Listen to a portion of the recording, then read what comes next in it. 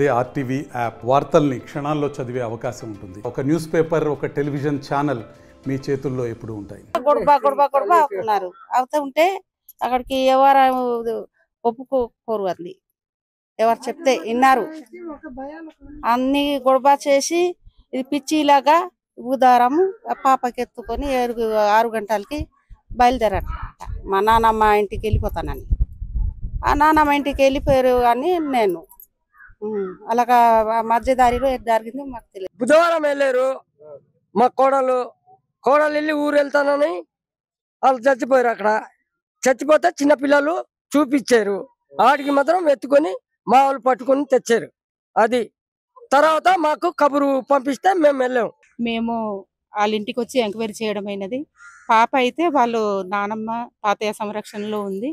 మేము వాళ్ళకి ఎంక్వైరీ చేసి వైజాగ్ శిశు గృహాల్లో తీసుకెళ్దామనేసి వాళ్ళకి నచ్చచెప్పడం జరిగింది. అయితే ఈ నానమ్మ తాతయ్యలు మాత్రం మేము ఉన్నంత వరకు చూసుకుంటామనేసి వాళ్ళు రీతిలో వాళ్ళు చెప్పారు.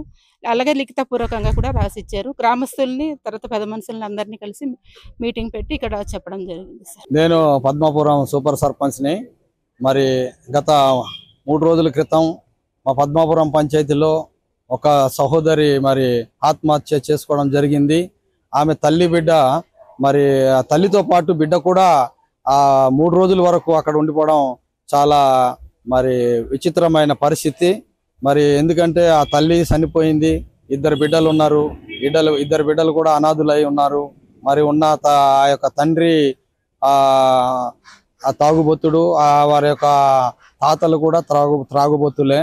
మరి వారికి సరైన మరి సహకారం లేదు.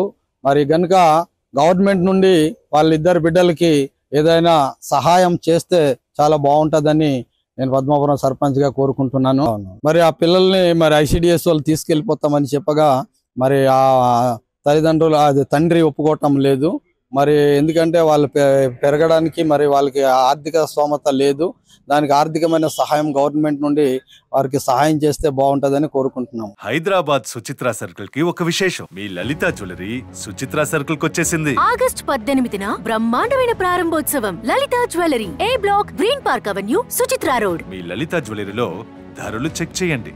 డబ్బులు చాలా చాలా ఆదా చేస్తారు. డబ్బులు ఎవరికి ఊరికే రావు.